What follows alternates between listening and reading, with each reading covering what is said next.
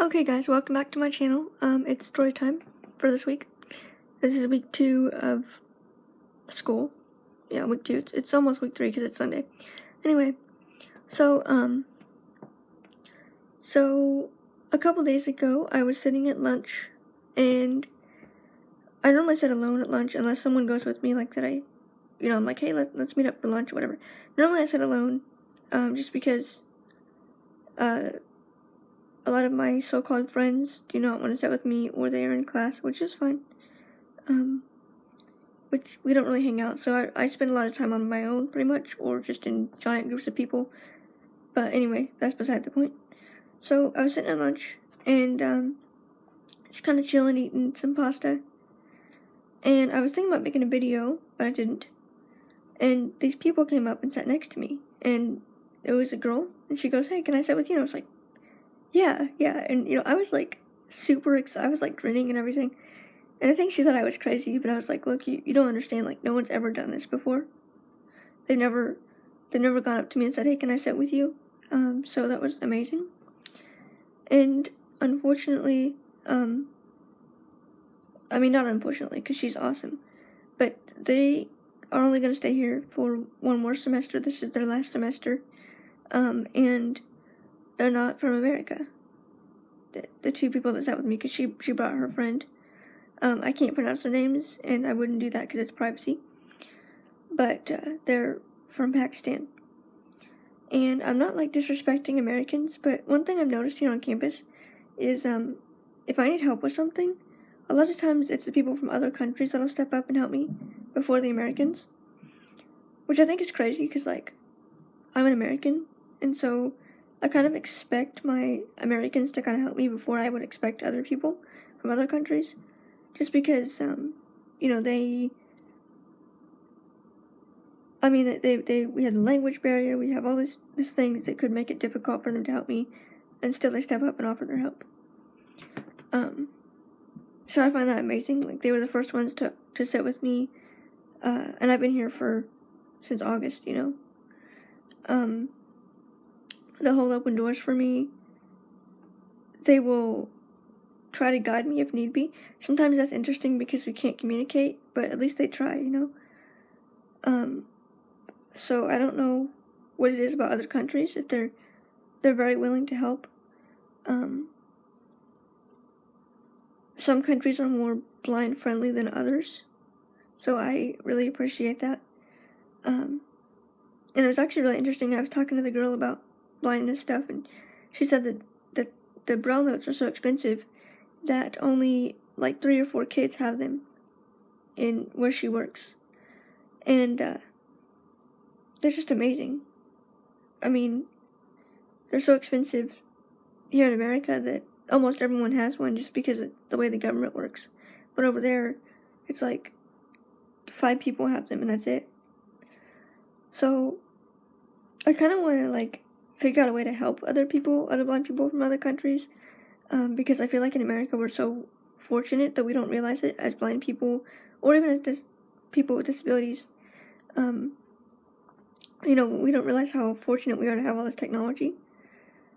So, I feel like we should help them somehow. I don't know how, or what to do really, but I kind of want to like help them, because I mean, these Braille notes are great, so much better than the Perkins Brailler, just because you can do so much more. And the fact that sighted people can read your work is amazing. So, if you guys know of any organizations that help blind people overseas, please comment, explain the organization, or even if you know of like something we could do as a community service thing, comment and explain how that would work.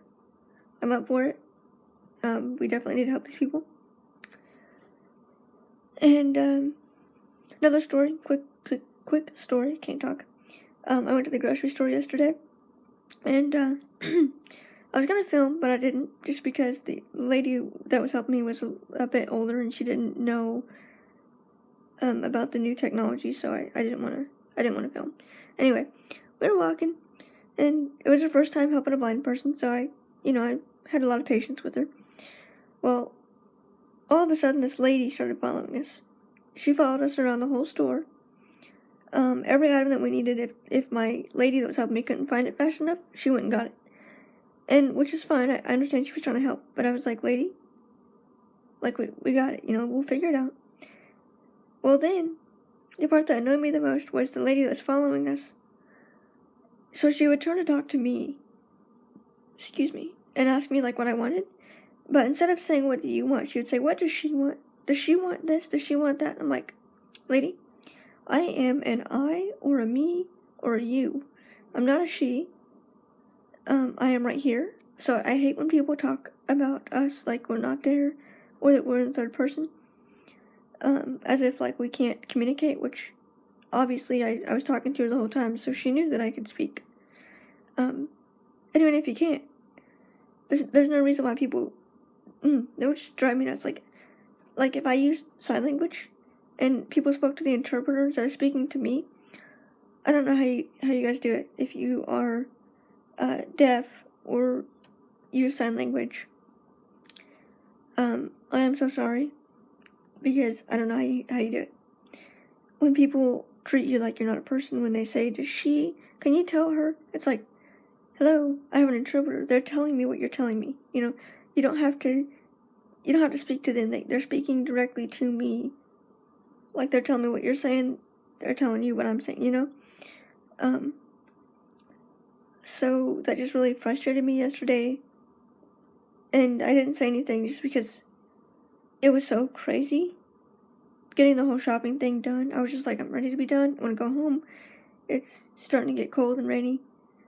And I didn't really have the energy to argue with them, to explain to them the whole deal. But it kind of bothered me because at first when I walked in, they had to get a manager to ask if someone could help me. They were like, we've never had this happen. What do we do? And I was like, do you not have training?